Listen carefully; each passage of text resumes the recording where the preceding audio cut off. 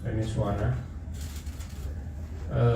rekan-rekan media yang saya hormati, saya di sini berbicara selaku kuasa hukum Kadin, dan saya hadir depan ini bersama Pak Dr. Heru Widodo. Saudara, saya langsung saja menyampaikan beberapa hal yang penting yang berkaitan dengan masalah yang dihadapi oleh Kadin pada saat sekarang ini. Kadin itu adalah sebuah organisasi yang sudah sangat established, terbentuk dan lahir berdasarkan Undang-Undang Nomor 1 tahun 1987. Sudah puluhan tahun, yang sudah memiliki pengalaman dalam penyelenggaraan organisasi yang sudah mapan, sudah memiliki anggaran dasar, anggaran rumah tangga, dan pedoman organisasi. Ya, seluruh penyelenggaraan organisasi itu dilakukan berdasarkan undang-undang dan anggaran dasar, anggaran rumah tangga, dan pedoman organisasi yang ada. Saya perlu sampaikan bahwa terakhir dengan Kepres nomor 18 tahun 2022 disahkan anggaran dasar dan anggaran rumah tangga yang terakhir dari Kadin Indonesia. Saat itu setelah terpilihnya Ketua Pak Arsyad dari Munas Kendari dan disampaikan kepada Presiden mengeluarkan Kepres nomor 18 tahun 2022 itu.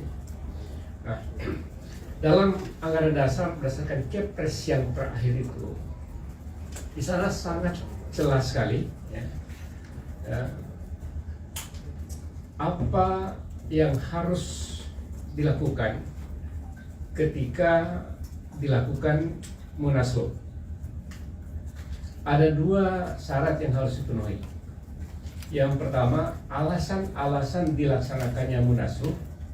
Kemudian yang kedua, prosedur pelaksanaan munaslup. Nah, itu diatur dalam pasal 18 ayat 1. Di sana dikatakan begini, pasal 18 ayat 1, bahwa musyawarah nasional luar biasa adalah munas yang diselenggarakan di luar jadwal berkala munas untuk minta pertanggungjawaban Dewan Pengurus Kadin Indonesia mengenai pelanggaran prinsip atas anggaran dasar dan anggaran rumah tangga dan atau penyelewengan keuangan dan perbendaharaan organisasi oleh Dewan Pengurus Kadin Indonesia dan atau tidak berfungsinya Dewan Pengurus Kadin Indonesia. Ada tiga alasan.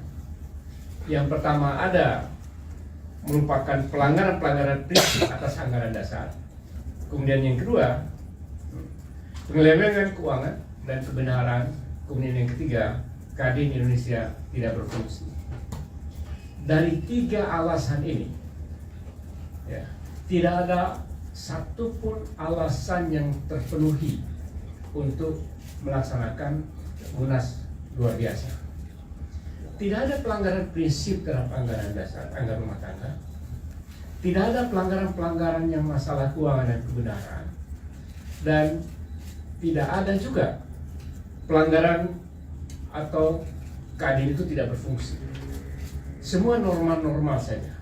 Tidak ada masalah apapun yang memaksa harus dilaksanakan munaslup.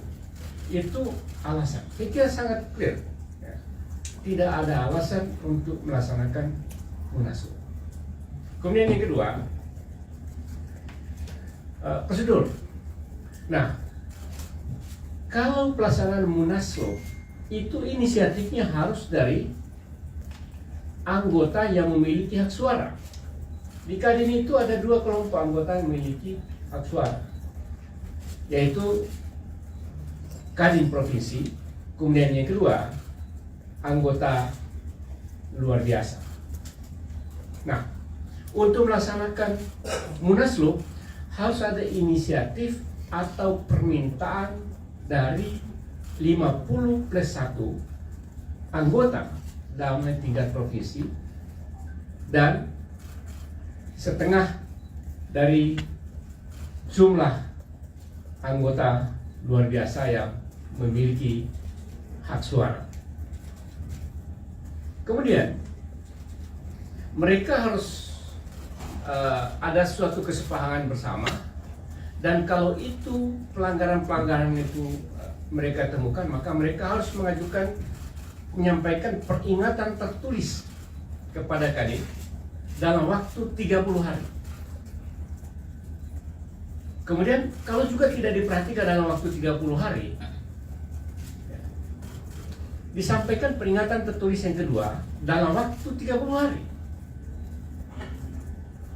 Jadi ada dua. Pertama, kesepakatan dari lebih dari setengah provinsi, dan kesepakatan lebih dari setengah ALB. ALB ini adalah asosiasi pengusaha atau perkumpulan organisasi pengusaha. Nah, dari dua-duanya tidak ada yang terpenuhi. Ya. Tidak ada juga permintaan kepada Kadin Indonesia untuk melaksanakan munaslup.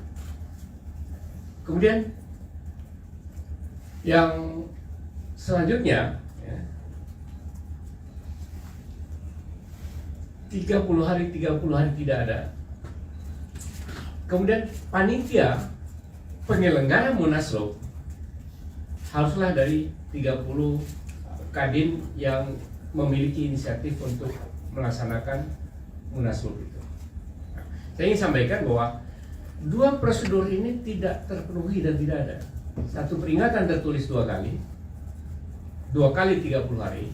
Kemudian yang kedua adalah lebih dari 50 provinsi, pengurus provinsi, dan lebih dari 50 ALB yang mengajukan usulan. Nanti saya akan